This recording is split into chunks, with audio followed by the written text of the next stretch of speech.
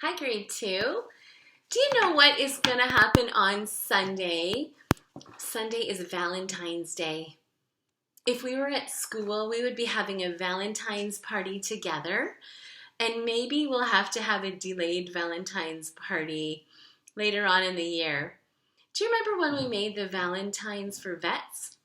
You were so busy creating these beautiful Valentines that we sent to the war veterans to cheer them up. Yeah, I thought you'd remember that. Well, did you know that God had a lot to say about love in the Bible?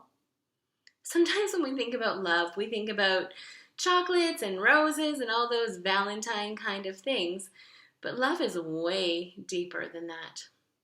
I want to read to you from the book of Corinthians. This is 1 Corinthians chapter 13, and I'm reading verses 4 to 8 and then verse 13. And it says, love is patient. Love is kind. It does not envy. It does not boast. It is not proud.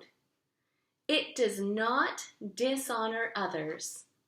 It is not self-seeking. It is not easily angered. It keeps no record of wrongs.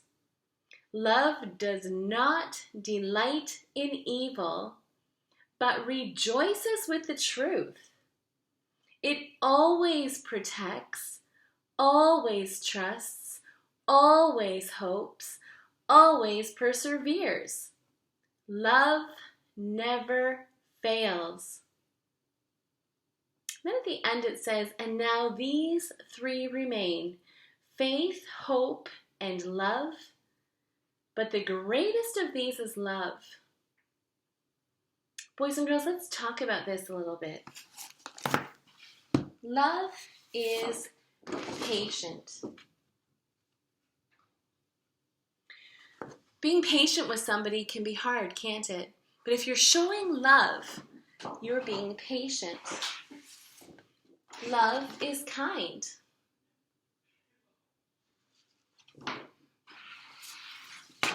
Love does not envy. What does envy mean? Envy means when you get really jealous of something or somebody. So if you're truly loving somebody, you're not feeling jealous. Love does not boast. This means bragging a lot about yourself. So if you're showing love, you're not going to be all the time bragging about yourself and how great you are. Love is not proud. Now, this does not mean that you cannot be proud of yourself. This is like when you're thinking you're better than everybody else. So if you're showing love and you have love in your heart, you are not going to be putting yourself above others. Now, in my version of the Bible, it said love does not dishonor others.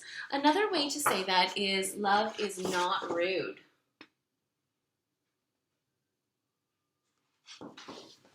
I think we all know what that means.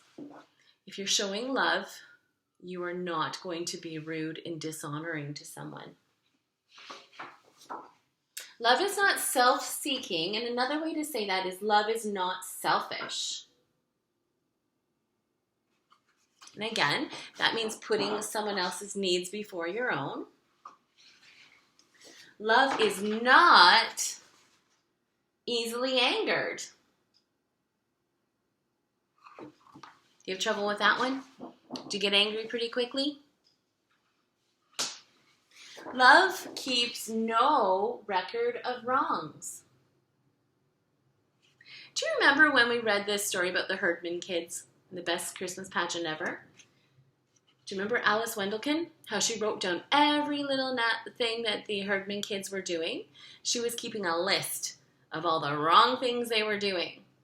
Sometimes in our brains, we keep a list of all the things that somebody has done against us and we're mad at them. Sometimes people call that holding a grudge. Well, if you're showing love, you are not doing that. You are not keeping a record, a list of wrongs. Love does not delight in evil, but instead it rejoices with the truth. Here's a whole bunch of things that love does. Love always protects. It always trusts.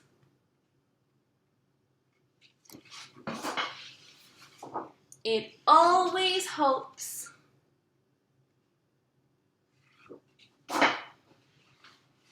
It always perseveres. Persevere means to keep trying, keep going and going. So when we're showing love, we keep trying to show love. We don't give up. Love never fails.